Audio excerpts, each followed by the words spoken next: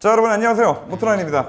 배경이 까만색으로 바뀌었습니다. 네, 옛날 생각나고 좋습니다. 요즘 현대기아차뿐만 아니라 모든 브랜드에서 미친 듯이 신차들을 막 쏟아내고 있는데 정작 소비자들은, 우리들은 그 신차를 받을 수가 없습니다. 네, 이미 다들 아시겠지만 자동차에 들어가는 반도체가 없어서 차를 만들지 못하고 있는 이런 말도 안 되는 상황이 지금 몇 달째 펼쳐지고 있습니다. 자, 그런데 이게 모든 제조사들이 다들 뭐 반도체가 없어서 그렇다, 반도체 회사에서 불이 나서 그렇다, 뭐 한파 때문에 공장이 멈춰서 그렇다, 다들 뭐 반도체 회사가 잘못이라도 했다는 듯이 얘기를 하고 있어서 이걸 좀 바로잡아 볼까 합니다. 자, 결론부터 말씀드리자면 지금 이 사태는 반도체 회사가 아니라 오로지 자동차 제조사의 잘못이라는 거예요. 지금 K8 하이브리드나 스포티지 하이브리드 같은 경우에는 당장 계약해도 출고까지 최소 9개월 이상 걸린다고 하고, 인기가 많은 소렌토 하이브리드 같은 경우에는 지금 1년을 기다려야 된다고 합니다. 그리고 뭐 굳이 하이브리드 모델이 아닌 내연기관, 일반 내연기관 모델도 마찬가지로 계약하고 출고되는 데까지 대부분 지금 다 뭐 6개월 이상씩 걸리고 있는데 그런 상황이에요. 자, 그런데 이 차량용 반도체 품귀 현상은 국내 제조사들만 겪고 있는 문제가 아니라는 거죠. 전 세계 모든 완성차 기업들이 지금 동시다발적으로 겪고 있는 문제고, 이게 지금 꽤 심각한 상황인데 끝날 기미가 안 보인다는 게 더 문제겠죠. 뭐 벤츠는 반도체가 들어가는 선택 옵션을 줄이거나 없애는 모습을 지금 보이고 있고, GM 같은 경우에는 이미 8기통 엔진을 그 정속 주행할 때 4기통 끊어주는 뭐 그래서 연비를 향상시켜주는데 그 시스템까지 또 빼고 뭐 여러 가지 방법을 쓰면서 지금 버티고 있는데, 반도체 상황이 좀처럼 나아지지를 않죠. 최근에는 또 그 엉따 있죠. 네, 그 열선 시트 그리고 통풍 기능마저도 빼버리고 조만간에는 이제 그 핸들 열선마저 이제 없앤다고 그러고 있어요. 비교적 반도체 타격을 좀 덜 받은 테슬라 같은 경우에도 USB 충전 포트 있죠. 이건 너무한 거지. 사전에 아무런 고지도 없이 USB 포트를 뺐다가 걸려가지고 또 개쪽을 당했고, BMW 같은 경우에는 지금 이제 터치 스크린이 아예 빠진 채로 신차를 내놓는 상황에까지 이르고 있습니다. 뭐 그도 그럴 게 최근 나오는 신차의 경우에는 이제 다양한 기능들을 자랑하기는 하지만 그 첨단화를 자랑하면 자랑할수록 그만큼 반도체를 더 많이 필요로 하기 때문에 차량 한 대 평균 200개 정도 들어가던 반도체가 최근 출시되는 신차들에서는 300개 이상이 들어가는 경우도 허다하다고 합니다. 그런데 지금처럼 계속 차량용 반도체 부족 현상이 이어지게 되면 단지 신차 출고가 길어진다는 점과 몇몇 기능이 빠지는 것만으로 끝나는 게 아니라는 거예요. 신차 수요에 비례해서 매물 공급이 이루어지는 중고차 시장 같은 경우는 진짜 정말 이미 큰 영향을 받고 있는데, 사람들이 신차를 받지 못하니까 중고차 매집량 자체가 대폭 줄어드는 거예요. 지금 중고차 가격이 신차 대비해서 그렇게 큰 차이가 안 나는 상황이, 중고차를 아무도 안 파니까, 신차가 나와야 내가 타던 중고차를 파는데 중고차를 안 파니까 이런 지금 말도 안 되는 중고차 가격이 형성되고 있는 건데, 지금 출고되기가 가장 긴 소렌토 하이브리드 중고차 시세를 보면 제가 얼테니가 없습니다. 25,000km 1년 탄 차의 중고차 가격이 신차 가격 대비해서 한 100만원? 200만원 정도밖에 감가가 안 된 상태예요. 이거는 그냥 차를 공짜로 타다 못해 그냥 돈을 벌었다고 보는 게 맞는 거겠죠. 물론 감가율이 브랜드마다 다르고 차종마다 좀 다르기는 하지만 보통의 중고차가 1년에 10% 정도 감가되는 거에 비교하면 지금 중고차 시세가 말도 안 되게 오른 거죠. 그리고 이런 중고차 가격 폭등 현상이 비단 승용차에만 일어나는 게 아니라는 겁니다. 많은 분들의 생계를 책임지고 있는 지금 포터까지도 중고차가 신차보다 비싸게 거래되는 일이 비일비재한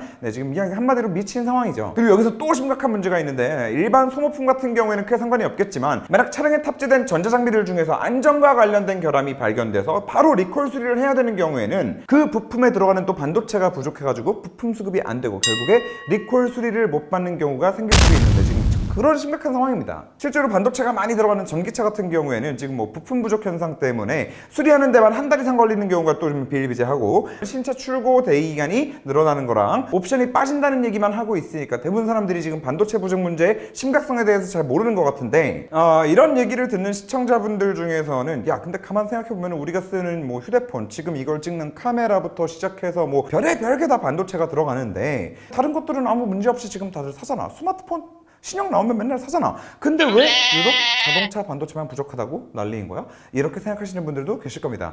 그래서 간단하게 왜 유독 자동차 반도체만 부족하다고 난리인 건지, 아까도 말씀드렸듯이 이게 왜 자동차 제조사에서 잘못한 문제인 건지 말씀을 좀 드려볼 텐데, 그 전에 먼저 이번 반도체 부족 문제를 이해하기 위해서는 차량용 반도체가 어떤 프로세스를 통해 만들어지고 어떤 생산 환경을 갖고 있는지부터 살짝 말씀을 드려야 됩니다. 일단 차량용 반도체는 완성차 기업에서 직접 만드는 게 당연히 아니고 반도체를 생산하는 업체에서 만든 반도체를 가져와서 완성차에다가 넣게 되는 겁니다. 다시 말해서 자동차 제조사들이 반도체 생산하는 회사에다가 주문을 하는 거죠. 몇 개 만들어줘. 그런데 이 반도체 생산 업체들은 차량용 반도체만 만드는 게 아니라 스마트폰이나 고성능 컴퓨터, 통신기기, 요즘은 채굴이니 딥러닝이니 해서 그래픽카드 수요도 완전히 미쳤고, 거의 모든 종류의 전자제품에 들어가는 반도체를 생산하는 게 반도체 생산 공장인데, 여기서 차량용 반도체가 차지하는 비중이 아주 작다는 게 문제인 거죠. 일단 반도체를 생산하는 기업 입장에서는 자동차 반도체는 회사에 이렇게 큰 돈을 벌어다 주는 그런 제품이 아니에요. 당연한 얘기겠지만 고성능 기술이 들어간 반도체일수록 가격이 비싸고 그만큼 더 큰 이윤을 남기겠죠. 현대로 치면은 캐스퍼 한 3-4대 파는 것보다 G80 한 대 파는 게 더 큰 마진을 남기는 거지. 그리고 그 고성능 반도체, 돈 많이 남는 반도체가 미친 듯이 들어가는 게 스마트폰이고, 그 스마트폰이 미친 듯이 잘 팔리는데, 그 스마트폰에 비교를 한다면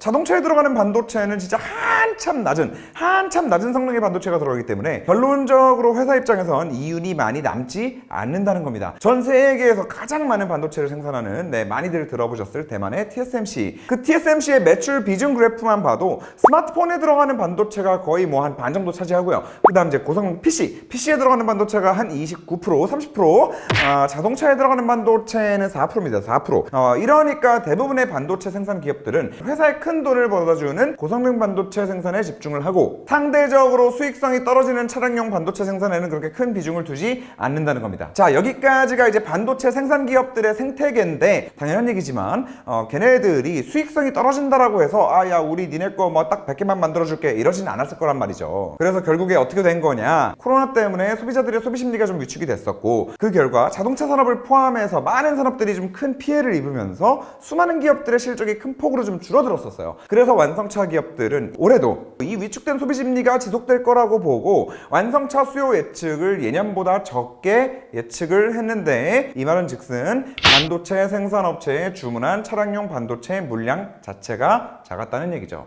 애초에 주문 자체를 작게 했다. 하지만 완성차 기업들의 예측과 달리 재택근무가 늘어나고, 또 거기에 나아가서 주식이 폭등하고 돈을 번 사람들이 생기고, 정부에서는 돈을 풀고 하면서 스마트폰이나 PC, 게임기, 명품, 자동차 등의 수요가 완전히 폭발을 한 거예요. 예상과는 다르게 반도체 수요도 당연히 함께 폭발을 했죠. 그제서야 수요 예측에 실패한 완성차 업체들은 뒤늦게 반도체 생산업체들한테 생각보다 차가 좀 많이 팔려서 그러니까 반도체 좀 더 만들어줘 라고 부탁을 했는데, 이미 반도체 생산업체들은 자동차 반도체보다 수익이 높은 전자기기 위주의 반도체로 모든 생산 라인을 쫙 깔아놓고 찍어내기 바쁜 상황이었단 말이죠. 다시 말해서 이거는 애초에 온전히 수요 예측을 제대로 하지 못한 완성차 업체들의, 자동차 브랜드들의 잘못이라는 겁니다. 반도체라는 게 만들어줘 하면은 그래 몇 나노짜리 생산 라인, 그래 니네 거 내년에 몇 개 주문했으니까 생산 라인 이렇게 깔아줄게. 그 생산 라인 설비 하나 까는 게 천문학적인 돈이 들어가는 일이에요. 그리고 이미 반도체 회사들은 주문받은 물량대로, 작년에 주문받은 물량대로 딱 4% 비중 정도만 자동차 전용 반도체 라인을 깔아놓은 상태였던 거죠. 갑자기 이거는 라인을 늘릴 수도 없는 노릇이고, 조금 깔린 라인에서 뭘 더 많이 뽑아내기도 불가능한 상황인 거죠. 아무튼 그렇게 완성차 업체들의 수요 예측이 완전히 실패한 가운데 전 세계적으로 반도체를 생산하는 공장들이 멈추는 악재까지 덮친 겁니다. 대표적으로는 올 초 미국 텍사스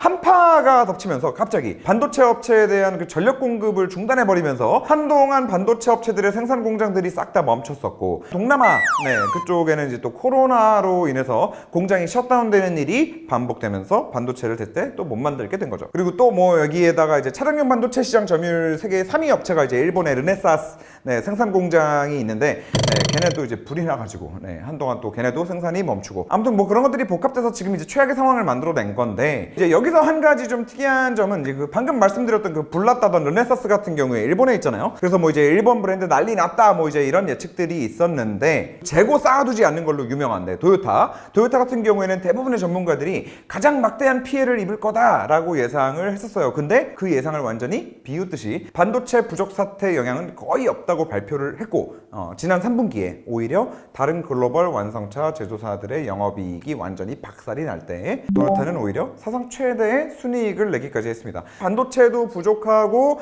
뭐 수요 예측도 좀 이상했고 불까지 났는데 어떻게 이런 실적을 낼 수 있었는지 좀 알아봤더니 이제 도요타가 지난 2011년에 있었던 동일본 대지진 때 그때 도요타 공장 전체의 생산이 좀 중단됐었던 경험이 있잖아요.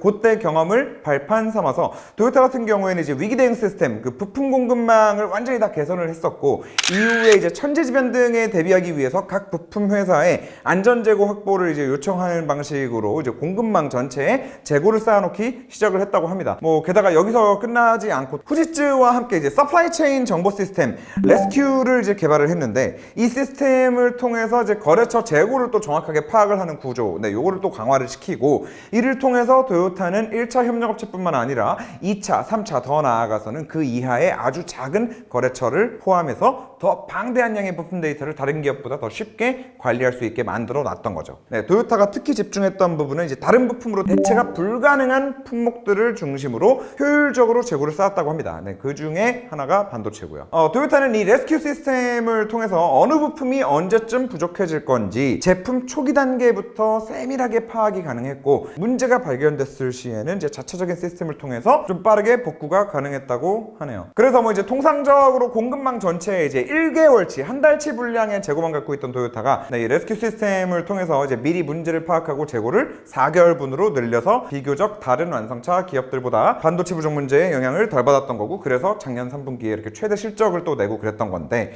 물론 뭐 도요타도 반도체 이슈가 좀 길어지면서 4개월치 재고마저 이제 바닥이 나고 결국 월 생산량의 한 40% 정도 40만 대를 또 이제 감산하기도 했었기는 했지만 저는 요거를 이제 보면서 이제 도요타가 그동안 자신들의 철학이었던 적기 생산을 이용해서 재고를 줄이고 효율을 높이는 것도 중요하지만 재난이 일어났을 때 큰 피해를 예방하는 것을 우선시했다는 게 참 대단하다고 생각을 해요. 한번 이렇게 크게 뒤이고 나서 에이 아파 이러고선 욕하고 지나가는 게 아니라 그걸 통해서 진화한 거죠. 이게 공장 가동을 못하게 되면 그 피해가 이제 기업으로만 가는 게 아니라 모든 협력사까지 피해가 갈 거라는 생각을 했기 때문에 가능했던 일이라는 생각도 들고요. 뭐 아무리 일본 기업이라 할지라도 박수 칠 거는 박수 쳐주고 배울 거는 배워야 된다고 생각을 합니다. 그리고 뭐 무엇보다도 도요타의 이런 시스템이 더 빛나는 이유가 딱 하나 더 있는데 같이 대지진을 겪었던 이제 혼다, 닛산처럼 다른 모든 일본 브랜드가 도요타처럼 이런 독자적인 시스템을 만든 거는 아니라는 거죠. 결국 뭐 기업이 됐든 사람이 됐든 위기 속에서 교훈을 얻고